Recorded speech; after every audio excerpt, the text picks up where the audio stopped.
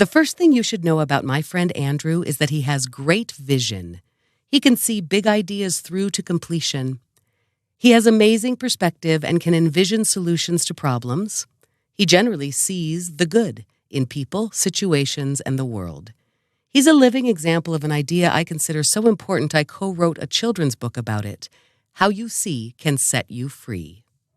The next thing you should know about Andrew is that yesterday he had LASIK surgery to correct his eyesight. For the first time since he was a small child, he's going to see the world without glasses or contacts. So now his actual physical eyesight will match his spiritual and psychic vision. He can see clearly now. His future's so bright he's gonna need new shades.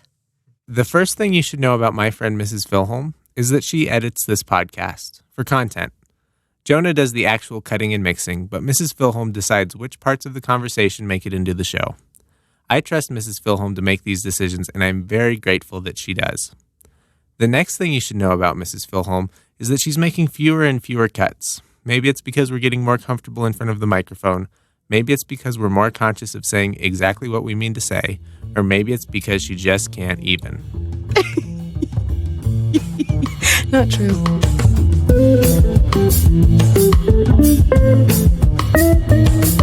Welcome to Half My Age, a weekly show in which a 25-year-old adult and a 50-year-old child help each other make sense of the world.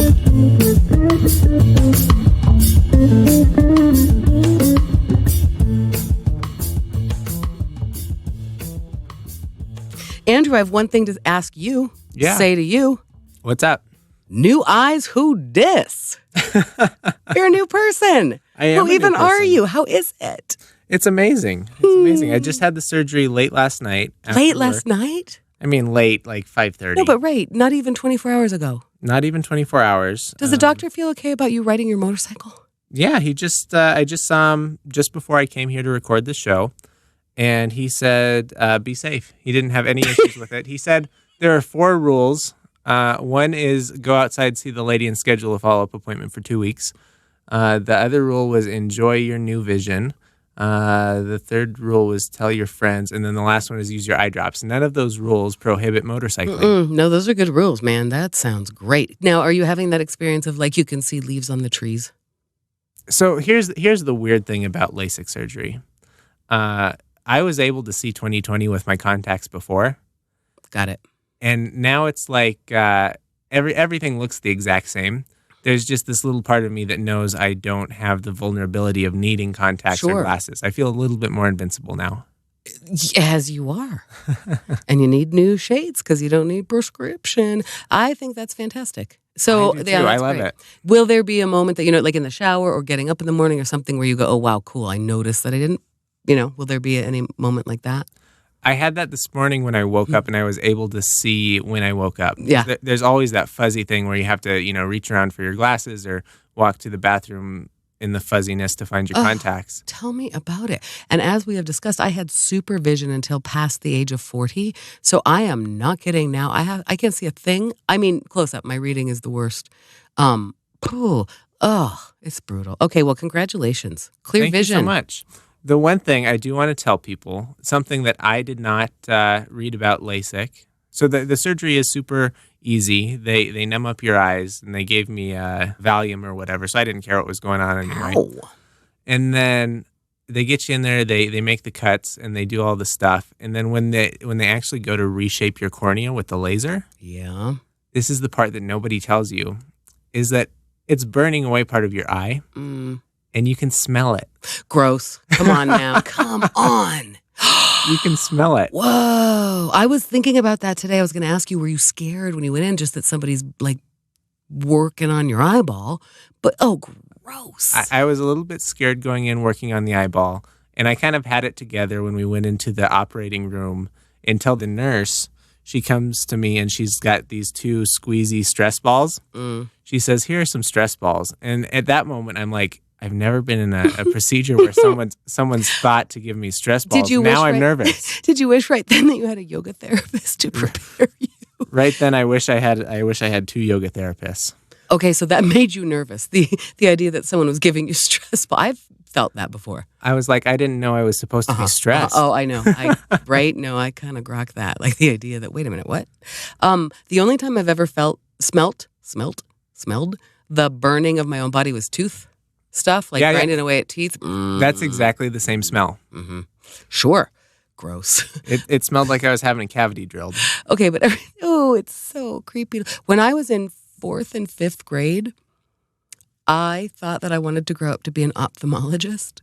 That is a weird want to grow. Did you spend a lot of time at the ophthalmologist? No, never. No, you had supervision. Didn't have my eyes dilated till, like, honestly, age 35. No, I did a report once on the eye. I think it was we had to do a report on a body part. Mm-hmm. And I was so fascinated that I spent time in the library, like at lunch in 5th, did I say 5th and 6th, 4th and 5th, around there. I would spend time in the stacks in the library reading the encyclopedia and studying the parts of the eye and sort of drawing diagrams of the parts of the eye. I can't even tell. And then it went away. That was actually a kind of weird memory to have right there. Okay, well, congratulations on your new vision. Now your physical vision meets your metaphorical. I can't tell you how good it feels. It's so great. Can I tell you something that I thought of today I wanted to tell you? You can't see it because of our sweet isolator screens, but can you maybe see the necklace I'm wearing? See it? The little thing? Yeah. Okay. You know, I sort of choose my little necklaces every day, sometimes based on what I need. What's going on? I did not know that. Do you have? Oh my God! You were one of the. You've noticed it. I have. Like, are you wearing the Buddha today because you're feeling? Oh my God, Andrew. Okay. Anyway, well, because you noticed that, I was telling you this. This is a little necklace that Delaney gave me for my birthday. That is so sweet. Do you know why I've been wearing it? What's the necklace of? It's just like a little bar. It's just a sweet, tiny pretty little thing, rose gold, that actually matched some earrings that I had that she noticed because she's thoughtful. And I've been wearing it lately because I realized I kind of miss Delaney. Oh, yeah? Mm-hmm. She misses you too? I haven't seen her in a long time. It has been. I mean, now that we've moved to the dollhouse on Shakedown Street, there's not a lot of opportunity to hang out. Okay, stupid. There's opportunity, but every time you and I talk about getting together, there's always one of us who says, save it for the show. And we say no. Exactly. And there's less likely a chance that Delaney's going to barge in on us while we're recording too long up here at the dollhouse. But the sound is flawless. All right, what do we got for follow-up, Mr. Bridges? What's happening in the world? We got all kinds of follow-up. I want to tell you one. We talked about last week news, how we ingest our news. Mm-hmm. And the deeper question there, and I kind of followed up with a couple of friends who were adamant about that's good for you. That's good for you, that you don't. To avoid the news. Yeah. I agree. You agreed last week. I want to tell you that this week there were a couple of there are 24-hour news cycle. There are big stories all over the world all the time. But there were a couple of stories in this past week that were big. One was local, one was international. And I kind of watched how I ingested the news cycle because I heard sort of headline version of it. And the instinct was to know more, to like watch it. And I don't have a TV, so I don't have local news. I don't have I can't turn on the news. As we've discussed, there are a million ways to get the news, including I'm driving into work going, okay, I can just catch up. I can go online, sitting there. And then I kind of made a conscious decision, like I have a lot to do in my workday. I don't really have time to mess around catching up on an unfolding story. But amongst so many of us, I'm kind of in that habit. And then understanding that as it unfolds, we're getting a bunch of nonsense. But being fascinated by that, being fascinated by the narrative as it unfolds, all of it, and just deciding to turn it off. Okay, is that healthier for me? I mean, sure, probably psychically I'm not. There's nothing I can do about Notre Dame burning down. There's nothing I can do about any of it. But I don't like the idea of being ignorant, being uninformed. Does that set me up to be vulnerable in some way? That's what I'm considering as I'm deciding, okay, I'm just going to turn that off. I don't have time for that right now. But is there a damaging part of it? I don't think so. I mean, there's nothing, not a single thing you can do with the knowledge that Notre Dame is burning. And that's one of those, grant me the, I don't remember. Mm-hmm. You do remember. Right, you're right. It's the serenity prayer, and detachment, and the wisdom to know the difference, what I can control and what I can't. It's a mental health thing, too, where if you're not following that stuff day to day, it's probably good for your psyche and your just general well-being if you don't know what's going on. especially when there's nothing you can do about it. Do you remember, I'm sure you don't, and I'm sure I've asked you this on the air, do you remember reading Amusing Ourselves to Death by Neil Postman in your senior year of high school? Vaguely. That book, I mean, you know, I rant about this a lot. It was so prescient. It was in 1982, I think that book was written. And I mean, before the World Wide Web, but the thesis of that book is that the medium is the message. I think I've literally said these words before here on the podcast, but if you are communicating via smoke signals, you can't communicate philosophy. If you're communicating via Twitter, you know, short blasts, you can't maybe communicate philosophy. And then he builds into, in informed societies, that's one thing, in the fast cycle of the news. And I mean, even back in 1982, he was saying this, think of it now. We didn't used to know about an earthquake halfway around the world until due time, right? And he goes through the history of communication, including like Pony Express. I mean, it's so cool, Telegram, all of it. But he does make that case that the immediacy of knowing about tragedy, watching it, sort of the big historical marker in this country is watching the Vietnam War, right, in your living room. Mm-hmm. That it sort of forces you to go on compassion overload. That's kind of my take on it. That's not what Neil Postman specifically says, but like you can't do anything about it. But then it's in your psyche. It's like the stress of it, right? I mean, I understand that is like the mental health version of it from a kind of Buddhist perspective, but also from the perspective of you cannot keep up with the constant news cycle and knowing, because it's also awful, having too much of that input just stresses you out, right, as a human being. But I'm not kidding. I mean, I understand that, and I go, okay, well, there's some ignorance there, and there's some peace, and what can I do about it? But are we then just saying it's not important to be informed? Well, this is going to surprise you because it never happens, but actually, we talked about this when I went to Budapest, and you said, young people, keep in mind that you should not tell your mother what's happened what's happening until it's well over and everyone is safe. Right. Because there's no point in getting her worried halfway across the world. Because sometimes the having enough information to worry but not enough information to know that everything's going to be okay is so much worse than not knowing it all. You're right. I mean, you're right. That's actually the exact parallel to this whole news cycle thing. So I guess I will just kind of try to be at peace with the fact that it probably is better for my mental health and perspective if I'm not up to date. Because also being up to date, a lot of times what I like about listening to the news is comparing the narrative you're getting from one source versus the other. But also a great deal of it is me yelling at the TV, right? Being disgusted by, whatever. It's also changed in the past couple of years. Journalists have risen to, we've been reminded of their importance. Yeah, okay, so I'll just try to chill out on that, I guess, Andrew. I guess I like to look at things, what's the worst that can happen, what's the best that can happen. So the best that can happen is, you're indifferent and you don't know any better and you're just, ignorance is bliss. The worst that can happen is you show up at like some kind of event where you're meeting other people and you don't know about some major news event, and then you look a little silly. But there's not a huge downside to not knowing. It's not like anyone's going to be extremely angry with you for not being up to date on world affairs. They will gladly inform you what's going on. Okay, that's a good point. They'll give you their hot take. That's true. If you can go into it with just like, apologies, I haven't been caught up. Yeah, okay, I was just going to say, I judge people for not knowing stuff. Yeah, well, maybe our dear listeners can give me some advice on this or tell me either the benefits of being uninformed or the dangers of it. And how can they find us, do you think? Well, they can reach out to us. If they look in the show notes, they'll find an email address where they can send us electronic mail at HMA, as in half my age, at Slova, SLOVA .app, A-P-P. HMA at Slova.app. Send us your questions and advice. We need some help. That's right.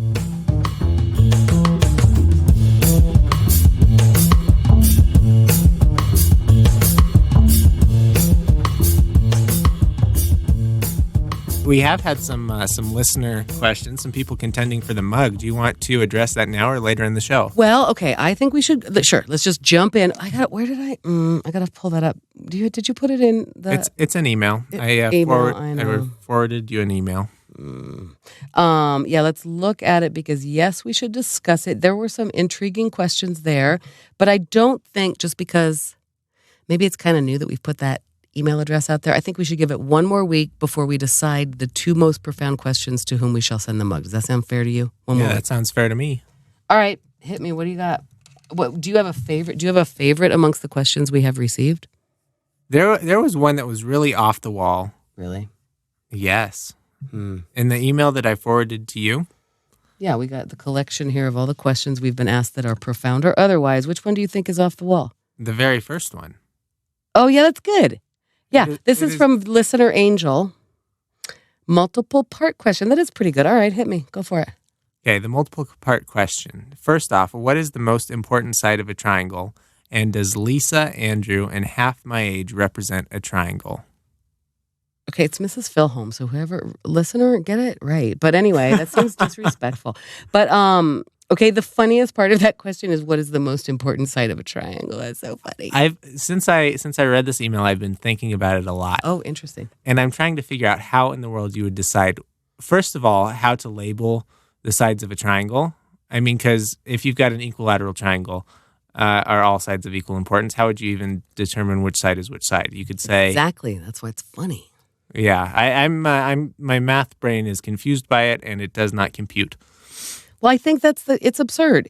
But can you? That's why I like it. I know. Can you then riff on it from your math brain or otherwise, and think about how would you determine the most important side of a triangle? That's so funny because it's a nonsensical question. There cannot, by definition, be a most important side of any triangle, no matter the type. I think you're literally leaning there on the perfection of the triangle. They're all interdependent. Sure. I think something interesting about all those like sides of a triangle. When I think about triangles from like a math perspective, I don't think about the sides. I think about the angles. Mm-hmm. Do you know that? Yeah.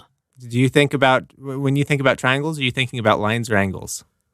Oh, Andrew, it depends, right? If I'm making a painting, I'm thinking about the shape and the triangle. That's the rule of threes. But sure, if I'm thinking about a triangle and I'm building something and I'm looking for strength or some kind of serviceable thing, of course, it's the angles. When you think of empty space. A canonical triangle in your brain, someone says triangle, what's the one you picture? Do you picture an equilateral triangle? That's funny. I do. And then my second is the right. What are they called? Isosceles? Isosceles is where two sides are the same. Right. And it looks like that, right? They all look the same when I'm doing them with my fingers. I think of a piece of pie first. Okay.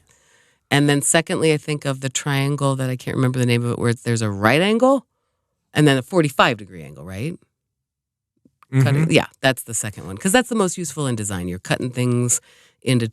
You're putting things in half, like a square in half. Sure. A square in half. That's my second thought of a triangle. So you think of a slice of pie kinda, first, which is probably an acute triangle. Mm-hmm, right. And acute. So second, you think of a isosceles right triangle. You're correct.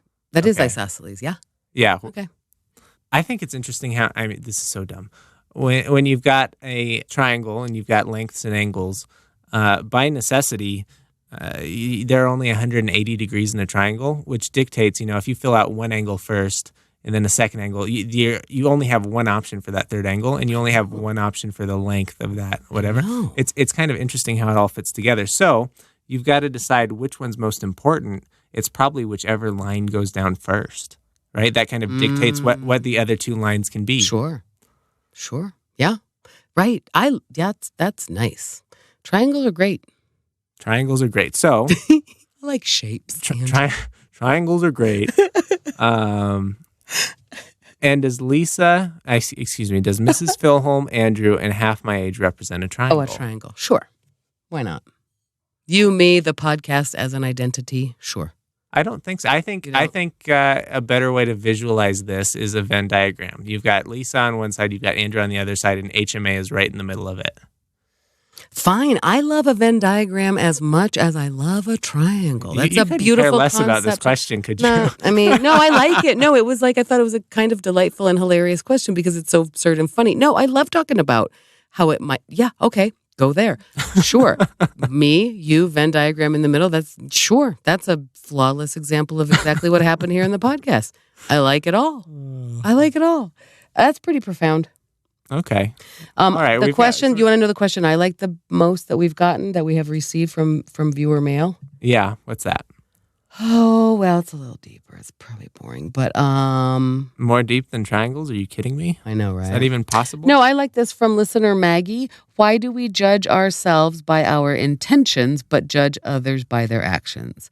I mean, that's kind of literally a profound question. It's kind of a philosophical question. Mm-hmm. But I like that. And that's the one that I've been pondering for the past few days. So what have you got after your few days of pondering? Well, I mean, I don't have an answer to why, but I have an answer to, I have some thoughts on, I think that's a valuable practice to consider others' intentions. We actually talked about it maybe last episode about maybe somebody 2 episodes ago, somebody in the post office is hot and you're not, or you're hot and they're not, and like considering their realities, but considering other people's intentions. I mean, it's a really good point. I don't know. Lately, I feel like I've had a lot of opportunity to, to consider that. And I kind of, I think I tend to try to do that, to consider that person who just did X, Y, and Z to me. I can't imagine that person's intention was terrible. Mm-hmm. So maybe consider their intention and think that wasn't to me or about me, but maybe coming from their own little reality. You know what I mean? I don't know. It feels like there's a lot of opportunity to consider that in all human interactions. At work, in relationships, even in the chicken house. You know what I mean? Why is my order taking so long? What is going on there? Well... So I got a different side of that. All right. While I was sleeping in this morning, recuperating from my major surgery last evening. Sure. I wasn't actually sleeping. I was watching The Marvelous Miss Maisel. Ugh. And there's a moment where Miss Maisel's estranged husband, I think they're still married, is talking on a patio to some other guy. And he says, do you believe in forgiveness, or does forgiveness matter, or something like that? And the guy's response was something to the effect of, forgiveness isn't real. It doesn't make a difference. You did what you did. Mm-hmm. And all you're asking for now is that someone feels differently about it. It doesn't change what happens. So from taking that perspective on this question, I think that why do we judge ourselves by our intentions but judge others by their actions? We have insight into what happened, but we don't have insight into what the other person is thinking or feeling. Mm-hmm. And for all intents and purposes, the effect on us is the same regardless of whether we consider their intentions. Mm-hmm. Well, sure, until you maybe get behind that and consider their intentions, it does change. Let's back up to that. Forgiveness, this guy is saying no such thing.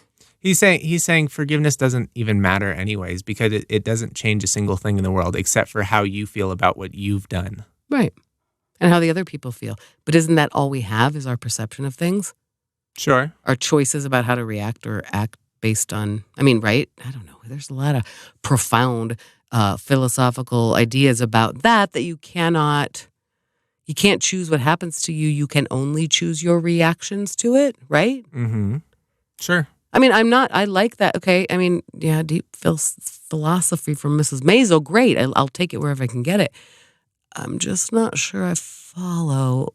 It seems like a positive thing that we can choose our reactions to things and that becomes our reality. Are you trying to say that how you see can set you free? Kinda. Right. Yeah, Bella Bug, my little cute children's book that I wrote with Rita. So cute. So I think Maggie S. so far, that's the most profound question. That was good stuff. And also, I think, Mrs. May, the forgiveness thing, I'm going to think about that, Andrew. I'm going to put a pin in that in my brain. We'll follow up next week. We'll follow up. But the truth is, when I think about it, it's more in terms of like, I didn't mean to hurt your feelings when I said that thing. Mm-hmm. And when somebody comes to me, actually this happened in the past week, somebody came to me and said, you hurt my feelings when you said that thing. And I apologized immediately because, as usual, I was trying to be funny.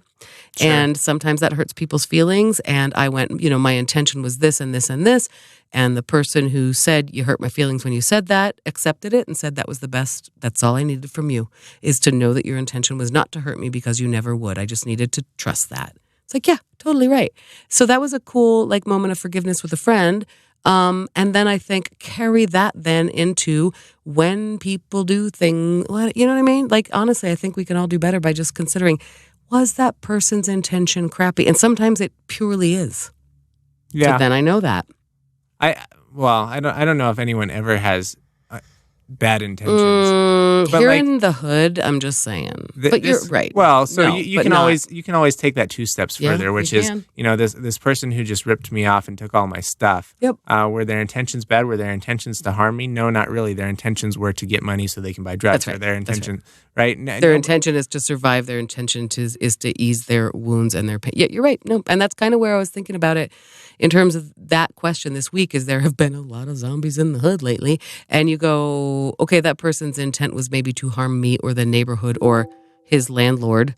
But right, that you back it up a couple of steps, and that's where compassion comes from. Mm-hmm. Yeah, putting yourself in someone else's shoes and trying to figure out why they're doing what they're doing. Yeah. What motivates them. Absolutely. Walk a mile in that person's shoes, and that is wisdom. Okay, that's profound. Thanks, listeners. I think that's good. Keep them coming, don't you think? That was pretty good. Yeah. Maggie S., you're in contention. I think, we might just have to send Maggie a mug. Let's do it. All right. And then we've got another one in our coffers. What else did we have? So many things.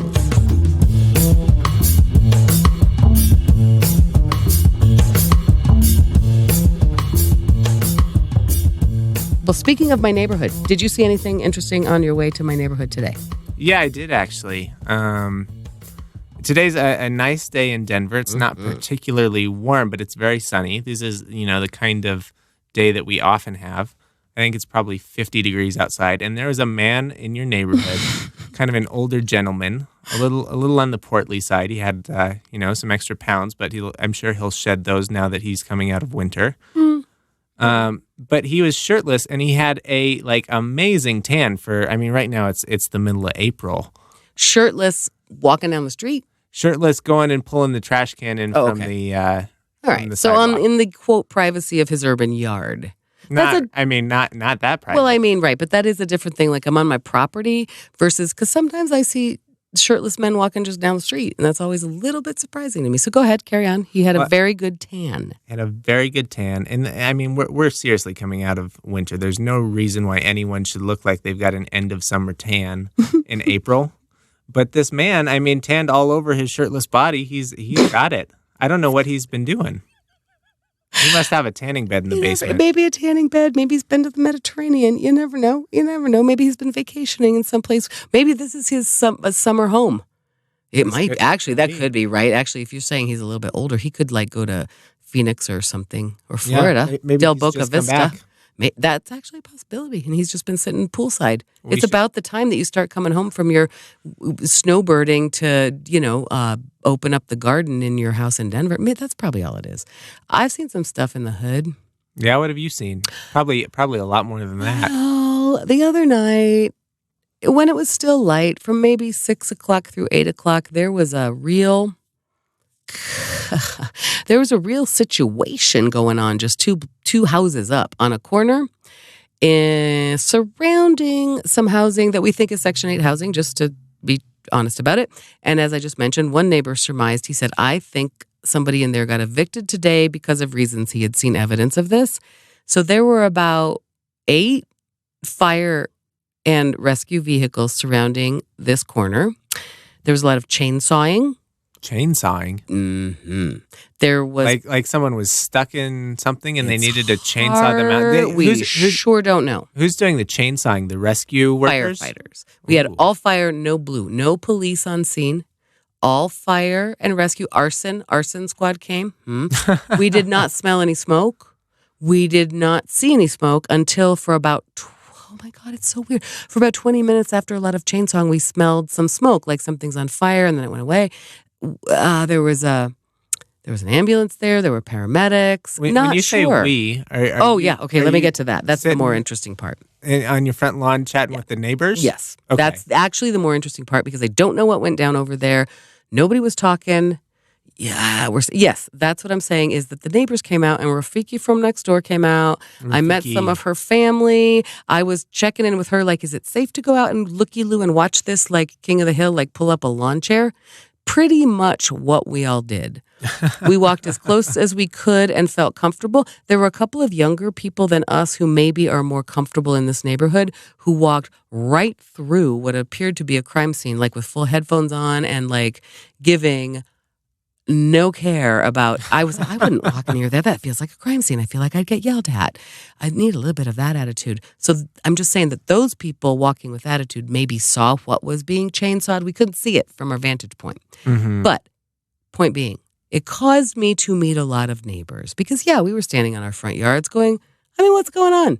And we feel a little bit like we don't want to be invasive to somebody else's privacy, but like we live here. Is there a threat? If you're going to cause a scene that involves eight emergency vehicles, you better tell me what's going on. And Come on. Nothing. Nobody was talking. So we met a lot of neighbors. One neighbor came out, Andrew, and said, hi. Don't get a chance to see the neighbors out here very often. Here are half a dozen eggs from my organic chickens in my backyard right across the street from me. Here, half a dozen eggs for each of you neighbors. Wow.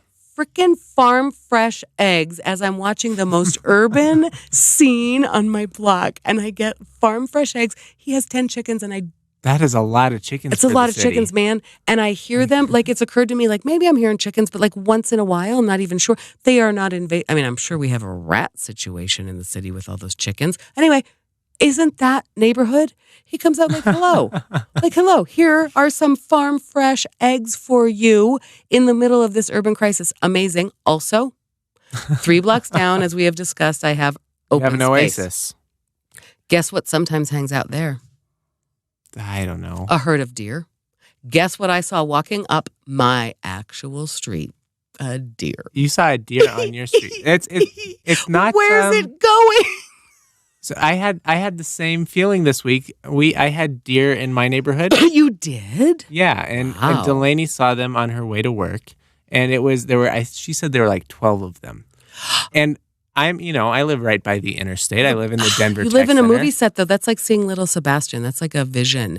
Did it start snowing in the middle of summer? Okay, so she sees 12 deer. I don't know where these deer could possibly live. Where do they bed down at night?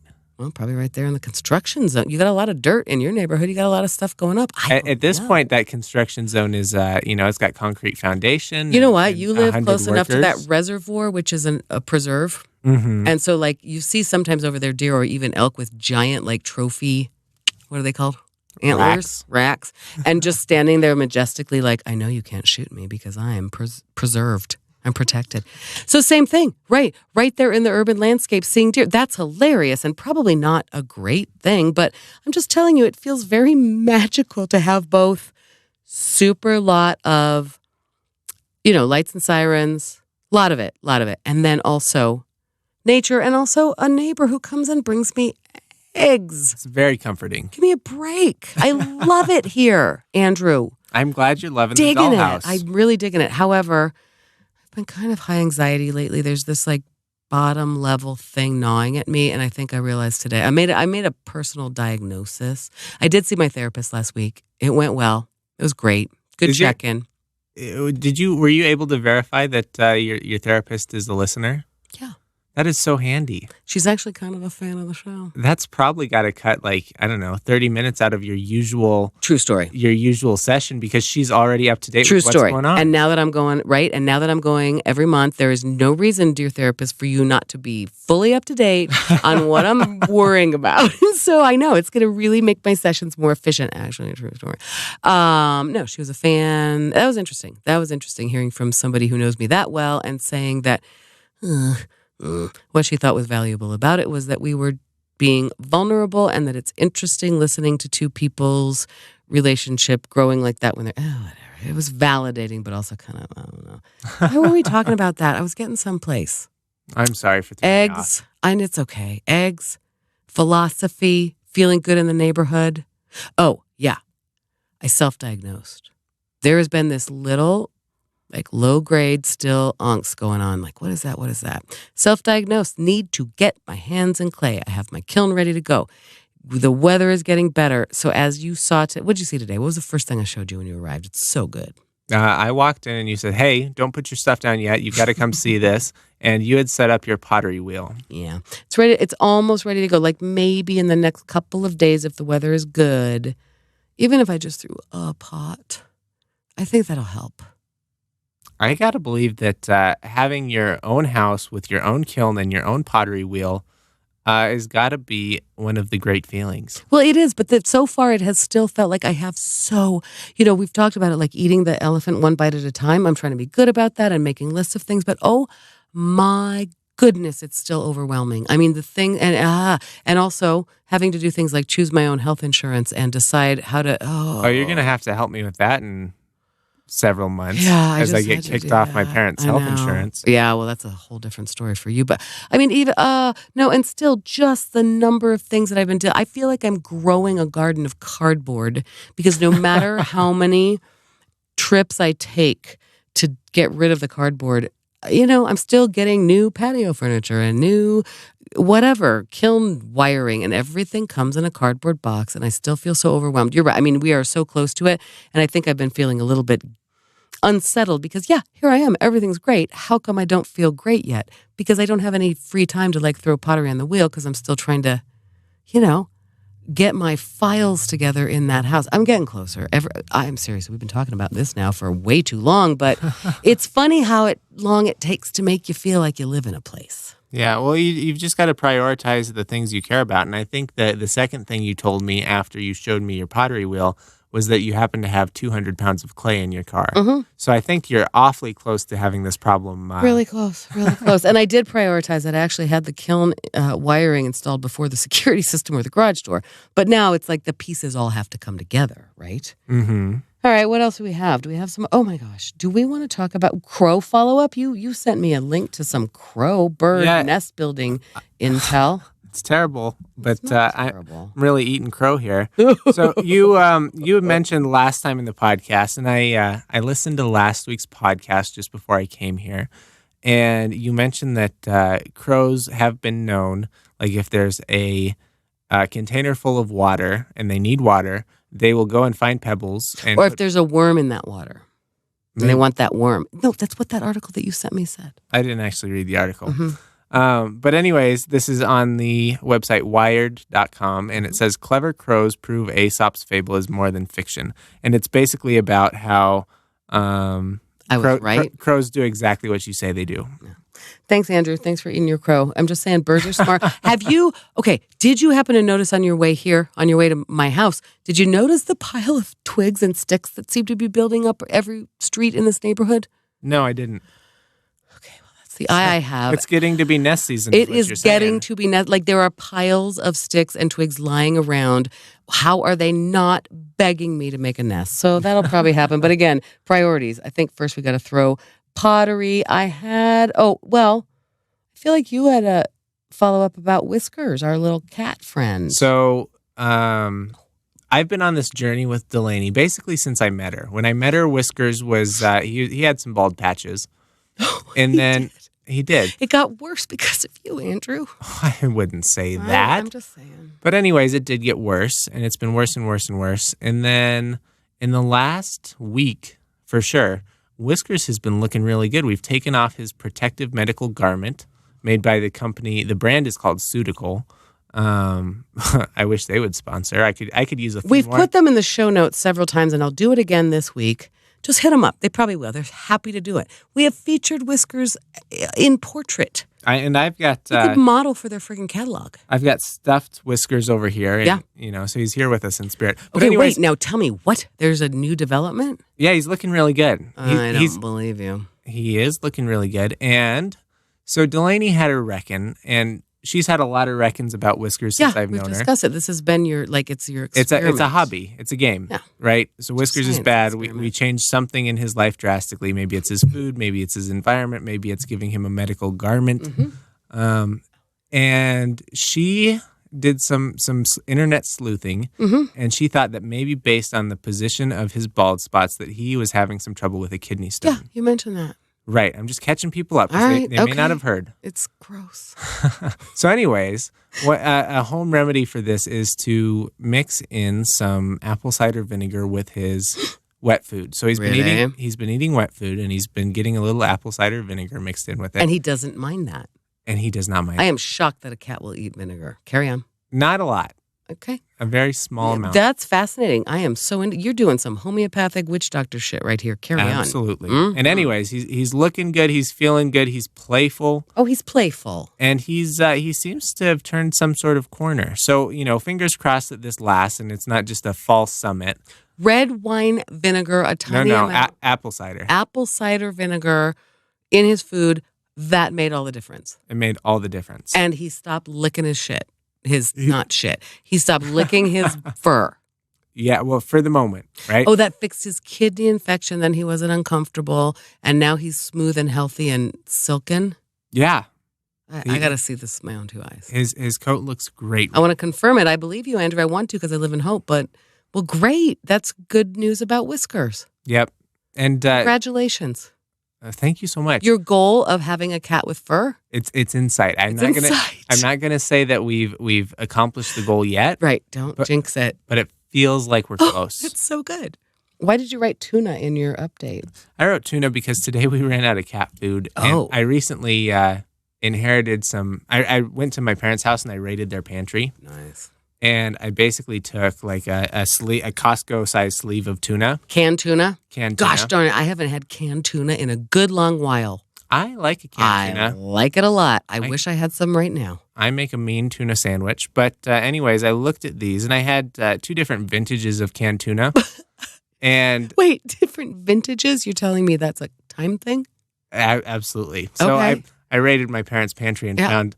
I didn't realize at the time that the tuna was old, but one can had expired multiple years ago. And you know how canning works. Oh, so this must have been a can they purchased 10 years ago. Oh, that's oh my. You know where you really run into that? When you work a food bank of any kind, because maybe you're a Catholic school teacher or just a parent volunteer at the public high school, and you do a food drive, and then you realize, oh my gosh, people, and including us. Now, this is a funny thing about living in the dollhouse on Shakedown Street. I have nothing in my house that is more than 1 month old. That's interesting. It is. Okay, so you had some old tuna, and you fed that to the cat? I had some old tuna. So, okay, I told you there are two different vintages. Yeah. Some had expired multiple years ago, and some expired in March. And I'm a guy who a pretty carefree. You're a gambler. Yeah, that's right. So I don't mind. Throw caution to the wind. I don't mind eating canned tuna that expired a month ago. That's fine with me. Me too. Yeah. But we ran out of Whiskers' food. Today I made myself a tuna sandwich, and I had a little bit more tuna than I needed. Mm-hmm. And I gave some to Whiskers, and he just lit up. I don't think he's ever had normal people-grade fish. God, you just ruined him. Yeah, he'll never eat apple cider vinegar. It's like me putting stuff out in my alley for the zombies. He's there. I'm never going to get rid of him. He'll never eat apple cider vinegar crap food again. Well, of course cats like tuna. But wait, did you throw away the 10-year-old tuna? I sure did. Okay. I sure did. I did not feed that to Whiskers. I thought if me and my iron constitution can't handle 3-year-old tuna, surely Whiskers with his bald patches cannot either. Okay. Good job, Andrew. I appreciate that you're taking care of the cat. But of course he liked tuna, and he went crazy for it? He went absolutely nuts. Well, I've never seen this cat so happy. Oh, God, of course. Whiskers is alive and well. His fur looks good, and he's getting some tuna. And he is just a happy cat. I'll bet his fur spots and everything will improve if he gets real tuna. And by the way, spring is upon us. The fishmonger area, remember my fishmonger? Also, that's the place where plants are sold. As I discussed in the real spring and summer times, that place is a nursery and where you can get your plants. But in the winter, I think they hold it all together by freshly caught salmon. I don't get it. But I mean, we could go Colorado. there. Yeah, but they fly it in. The guy has some connection. That's what my they all say. fishmonger, I know, but I kind of get salmon because of George. I'm just saying maybe we should go there and get Whiskers some fresh caught salmon. Never. I'm not. I don't love Whiskers that much. And you gave him a little bite of whatever.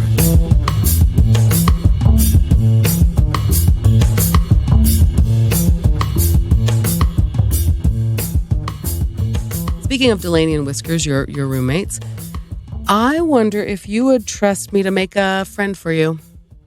Not trust me to make a friend for you. I wonder if I could introduce you to some young people I have recently met with whom I think you and Delaney would get along. And I know you are actively searching for friends, and I would like to share a number with some people. How about that? We're on a quest for friends. You're on a quest for friends, and I just met a couple through my work, and I think I would like to share. I would like to, do a little matchmaking here. You wanna host the introduction? Not really. No. Don't really want to be there. I think you guys should all just go out to dinner and enjoy. I really think it might be a good match. You trust that? Come on. Like a blind date, a blind double date, friend date, a blind friend date. Yep.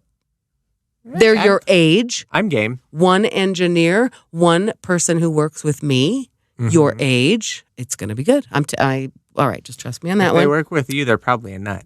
They're not a nut. No, I'm the nut in that building. I am definitely the oddball in that building. And also I want to tell you about the Denver comedy scene right now. I have some updates. Are you ready? Oh, you have a joke you want to workshop. I do. You tell me about your comedy updates, and then we'll workshop my joke. I feel like we should do the bad stuff first and then end on the good stuff. And I feel like... Are you kidding me? My joke is not bad. Bring it. Let's talk about it. Let's do it. Bring it. You want to workshop a joke? Our viewers love it when we workshop a joke. So bring it. What do you got? Your last one was pretty darn good. So this one isn't as good. You've already given me a bit of a preview. Carry on. That is so rude. I might just keep this for myself. No, some of the listeners will like it. We'll talk about why. Go ahead. So this is a punchline without a joke. I'm still trying to figure out what the joke ought to look like. Of course. But here, if you're standing up, dear listener, you're going to want to sit down. Yep. You're just going to double over with laughter. You're going to bust the proverbial gut. So the punchline to this unwritten joke is, up north, they just call him Doodle. With the intention that, we're talking about Yankee Doodle here. The setup or the subject of the joke is Yankee Doodle. Whether it's the song, is that what you think of when you think of Yankee Doodle, the song, or the historical fictional character?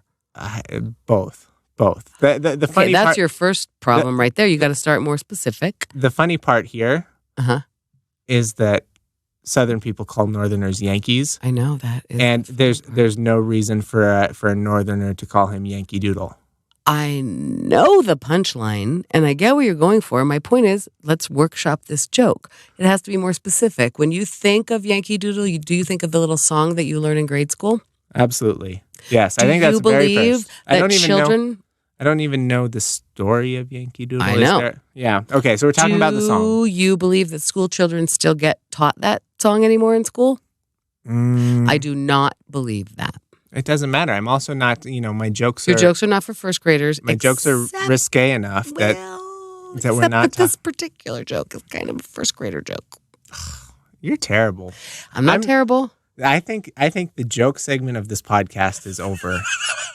Come on, let's talk about it. It's a good joke because it's a pun. It's funny. I get it. No, that's funny. Up here, we just call him Doodle because up here we do because we don't use Yankee. So that's a Southern slur against Northern people. I get the joke. So you took it a different way, which is up here we just call him Doodle. And I was saying it from the Southern perspective. Up north they just call him Doodle. Either way, totally fine. I kind of like your way.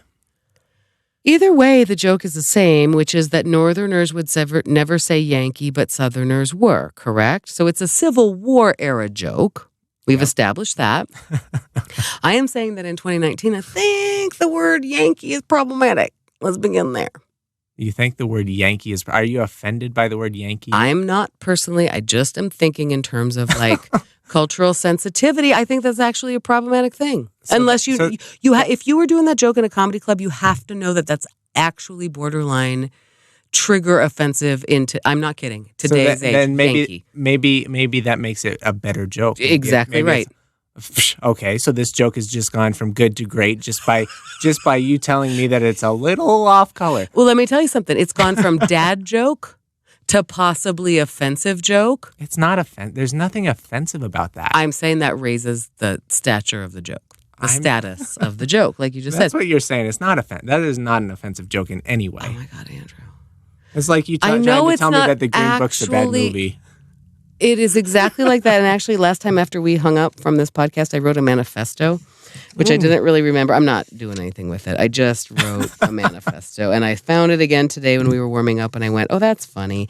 And part of it doesn't matter. Yep, that's no. That should be a running segment on our podcast, which is things you think are offensive and things I think are benign. I know. And where I come up on the right side of history every time, because Andrew, you have to be kind. You have to not spread hate. I understand that you don't get offended by Yankee, but if somebody does, you have to consider that in the course of human history. I think that as a native-born Coloradoan, I think that I don't exactly. This is where it could get problematic. Is I don't remember my history well enough to figure out if the West even had a thought on the Civil War. Oh. But I feel like if we did, we probably came out on the northern side. So I feel like I would be a Yankee, which in that case, it's like white people calling other white people crackers. I feel like I'm allowed to make a Yankee joke. Oh, I see. Well, certainly. But then you have to understand if you want to be on that side of the power dynamic. Certainly you have. Out here in the West, we didn't maybe have the Yankee situation. What other words did we have? I'm not talking about other words. Pioneer. I'm talking about Yankee. Okay, pioneer is also not a bad word, and that's a hill I'll die on. I agree with you, especially as a verb and as a visionary thing. Pioneer is a wonderful word, and it's terrible that it has and as a noun. Of course. I am a Denver pioneer. Little house on the... I know you are. And my mascot is Boone. Thank you very much. Dude, I can't. Andrew, stop it. Don't make me read my manifesto, man. It's not that funny. You have... My joke or your manifesto? My manifesto. It's not meant to be funny, although I did write down that I could ask Jonah to write some swell music behind it if I recorded it separately. That could be a little bonus episode. All right. It's probably our opening next week or something. I have a manifesto, and you just can't spread hate, and you have to be aware of power and authority, and frickin' check your privilege, Andrew. I'm sorry I made a joke about Yankee Doodle, Mrs. Filholm. I had no idea. It's beyond that. We all have to realize where we're coming from. It's not out of some... You accused me last week of it coming from some guilty place. It's not exactly guilt. It's awareness and compassion because everybody... It's... All right. We don't... That's not a good thing to maybe discuss on this podcast. Dear Pop Culture. Dear Pop Culture, what do you apologize for, Andrew? I'm sorry for my Yankee Doodle joke. I had no idea that it might offend someone or hurt them in any meaningful way. Here's the thing. And I take it back. Okay, with that aside, now that we've made our apology to Pop Culture, let's discuss the joke itself. It is funny because it's a play on words to say that if we take Yankee away, which has this connotation of a thing, that up here we just call him Doodle, or up north they just call him Doodle. Also funny because the word doodle is automatically funny. And what I think you get to if you erase all that I just led with of anything political or hate-filled or PC or a need to apologize to Pop Culture, I think what you get is a dad joke. Sure. I think it is a dad joke. But you should write a manifesto about why you think dad jokes are funny, because I don't. What I need help with is the joke part of that joke. And what I would surmise is that what I would submit is that in most dad jokes, there's not that much of a joke. That's all there is. So you think just like my last joke that it's a complete joke on its own. Nope. The dumb friends are the people who get stuck with the dog. No, that was a good joke that said you don't have an exposition here. You have to introduce Yankee Doodle. That's what I was asking. You could introduce it that song, or you could say, I don't know. No, you don't have a joke. You have a punchline, but I'm just saying the punchline is dumb. Man, that is so mean. But a lot of people would like it because right now, especially in this moment in history, and I've done a little bit of research on this, the dad joke is enjoying a real great moment in the zeitgeist. So you're right on track. So I got to ship this joke whether it's ready or not because I don't want to miss the wave. You don't want to miss the wave. I think you need to workshop it and give it 10 to 15 seconds, and then you have your 30 seconds. Last week you said you probably have your 15 seconds of your set with the... what was it? What were we workshop before? Yeah, Dumb Friends League. No, doodle joke, it's good. I'm just saying, and of course, oh my gosh, half the time what comedians do is be offensive on purpose. And like I said, there's a fine line there. You could make this a political joke if you went there, which to me is more interesting, or a slightly distasteful, almost on the borderline of racist joke. At least that's interesting. Or you could make it a dad joke. And as you have pointed out, you used to go to the comedy clubs with me as a really enjoying a moment. Dad jokes. Oh, I yeah. read some intel about that, and there was one thing that was posited that was right now in the current age of so much unknown and political and just all of it, like we started talking about media and news stream and all of it. There's so much ugliness and craziness that dad jokes are very comforting to people. Oh, yeah. I think there is a lot of comfort in that. It's Sure. These are jokes that people get readily. I mean, it doesn't require a whole lot of... Almost before you tell them. There's something awfully... Not my sign of a good joke, but go ahead. It is comforting. It is comforting. The other sort of hallmark of a dad joke, if you look it up, if you do a little intel, is that one of the things about it, if you think of it in terms of an actual dad, he's, making a toddler laugh with his jokes, and then at a certain point, the kids get that it's not actually funny. And so one of the hallmarks of a dad joke is it amuses the teller more than the receiver. That's about right. It's amusing to the dad more than it actually becomes to the kids. It's like a groaner. I can get behind that. I mean, it's all about me anyway, right? So That's what I'm saying. It depends on how you want to be as a comedian. Is it all about me, or is it about bringing you some truth and recognition? People love dad jokes, Andrew. They love them. Truth and recognition is gross. No, it's not. That's what jokes are about. Dad jokes, they are the most ultimate ones. They're often puns. They're often something super obvious. And then we go, I get it. And there is something so comforting. I don't generally like jokes where I get the punchline before you say it. I mean, like if I get it by a fraction of a second, I get where you're going, then I feel like I'm on the roller coaster with you. But if I get it 3 beats before you say it, why are you telling me a joke? Well, why didn't you just come up with the Yankee Doodle joke? I don't know. I don't know the way to set it up. But you know what? I don't either. Dear listeners, write in. There is something absolutely there that is a funny punchline. It is a funny thing to say. Minus the Yankee, he's just doodle. That has something to do with North versus South. That's funny. That is funny, Andrew. It's a pun. It's a word joke. Doodle is funny. There is a way to find that joke. I'm not sure what it is, and I just wanted to couch it. And you should be careful about your super offensive humor. Obviously, I'm also kidding about that because there are a lot of more offensive things that people are making jokes about. Indeed. In the world. Mm-hmm. Indeed. So I'd like some feedback on that. I think it's a decent punchline. I think you got something. I would like to hear about your jokes. Yeah, my jokes. You had a big Tuesday this week. Yep, I got to go down to Comedy Works and for a new talent night, and I do actually want to shout out something very, very cool. I did fine. I did great. I did my set. Proud of it. Didn't get vulgar. It was, I think, I sent it to you. Were you proud of it? It wasn't too gross. I thought it was great. And I would like to point out for our international listeners who have no idea what's going on in Denver, Comedy Works is the big comedy club here in Denver. There are 2 locations. This was at the original one downtown. It's kind of a cool spot. Whenever a comic comes through Denver, typically they go and they do a set at this place. Humongous names like Eddie Murphy and... I don't know. I'm Dave Chappelle, Roseanne Barr got her start there. I know. Every comedian you can think of that's ever been to Denver has probably been to Comedy Works. 100%. And really shout out about that. Denver could easily be a town that doesn't make the circuit for big time comedians. And if you look at that lineup, we get them all. Then Comedy Works famously has been run very, very well.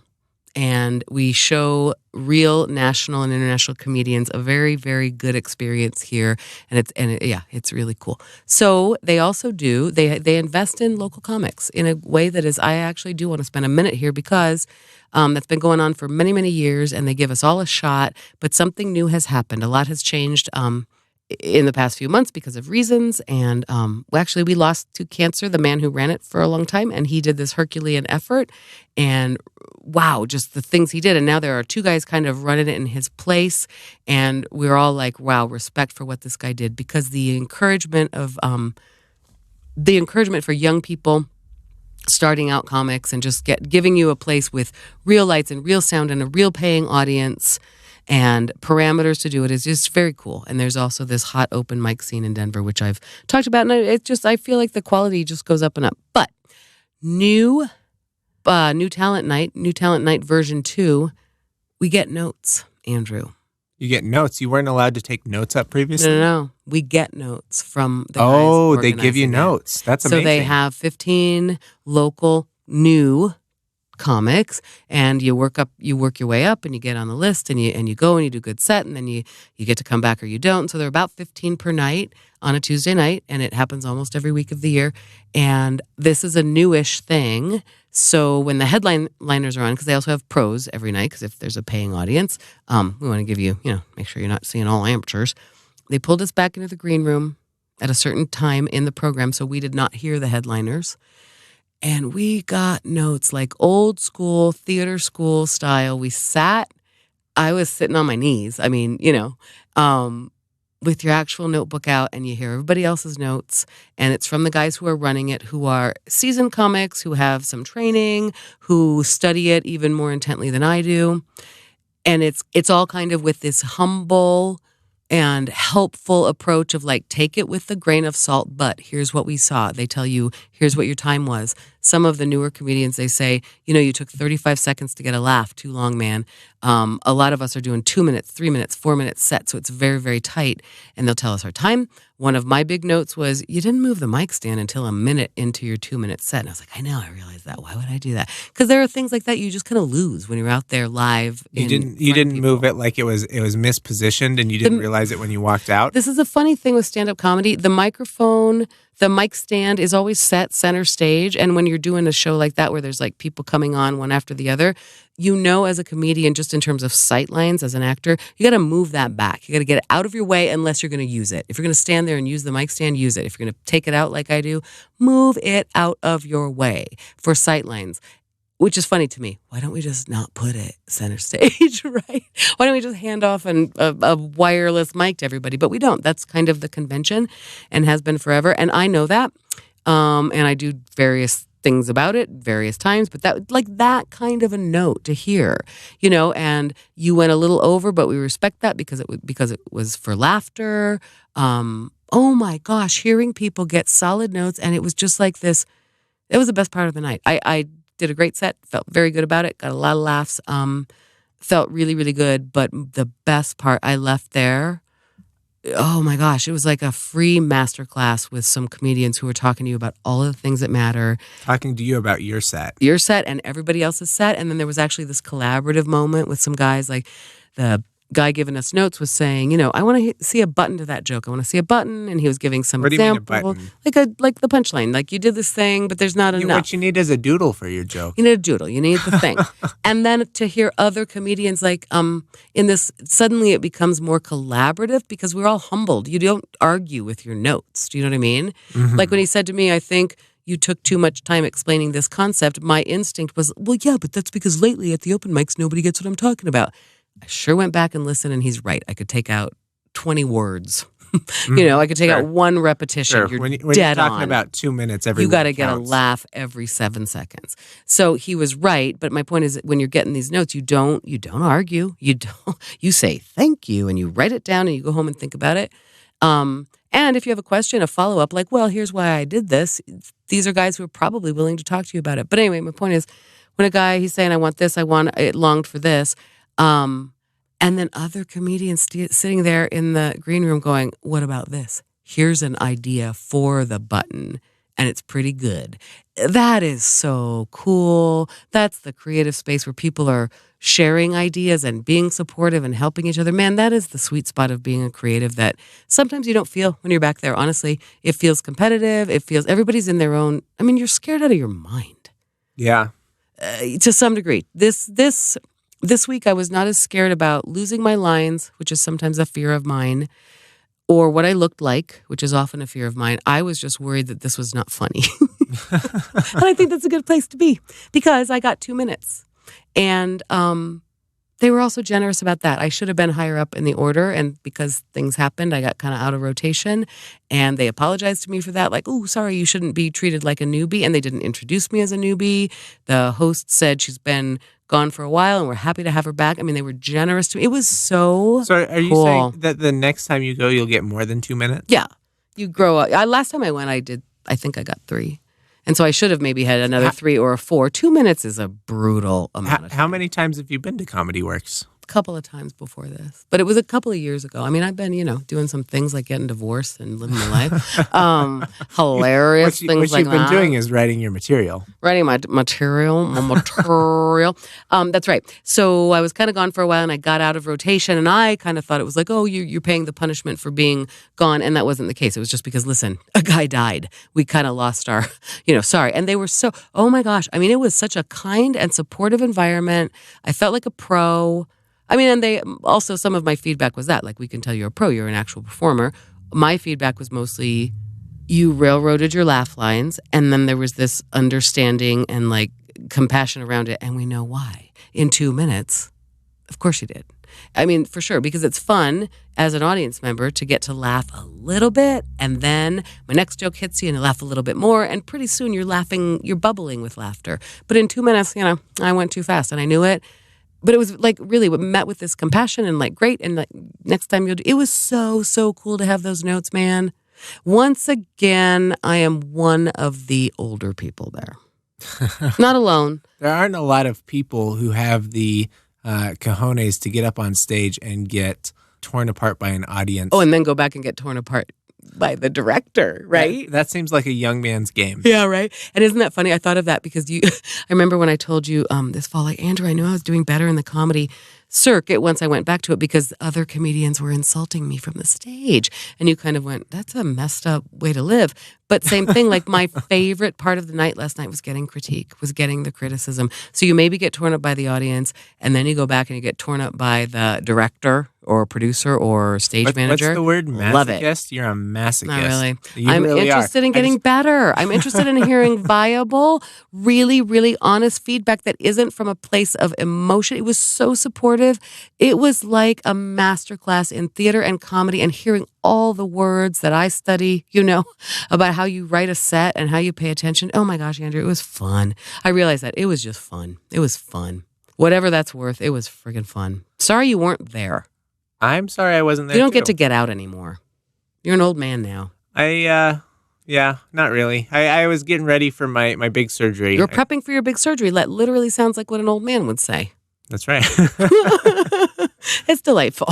It is delightful. And I got to tell you, Mrs. Filholm, it sounds like you really brought the ruckus. I feel like it was kind of ruckusy at Comedy Works, and pretty soon I'll get I have one more thing to say before we actually close.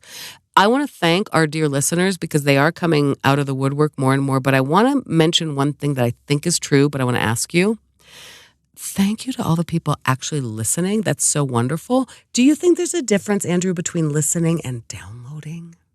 There's definitely a difference. I cannot tell you what the number of listeners are because that's something that we're not able to see on our end. We cannot tell you how many people actually listen. Mm-hmm. We can only see the number of times that your computer, phone, whatever, reached out to our server and downloaded the audio file. And can you does it automatically download something if you subscribe to our podcast on whatever interface you're using? If you subscribe, it does trigger a download. And for those of you who don't know, most podcasts make money by selling advertisements. Advertisements are sold by the download. So, for some number of thousands of downloads, an advertiser will pay, $20, $100, whatever. So, in our business, it's kind of funny that downloads count and listens don't matter. But it's gratifying to know that we do have people listening. We really do. And we also have downloads, and it's getting better, and our numbers are creeping up, and we're going to make some sponsorship appeals here pretty soon. I just thought that like some of our sweetest, most devoted listeners may not know that there is a way you can help us. And right now it's really, really, really simple. Just download it, and I think you can do that automatically by subscribing. That's all, right? Absolutely. I think it's a good thing to know. And then you, dear listeners, dear viewers, dear home audience, then you can help us bring the ruckus. That is your chance to bring the ruckus. And write to us. Give us your most profound questions. One more mug to give away. Bye, Andrew. Goodbye, Mrs. Filholm.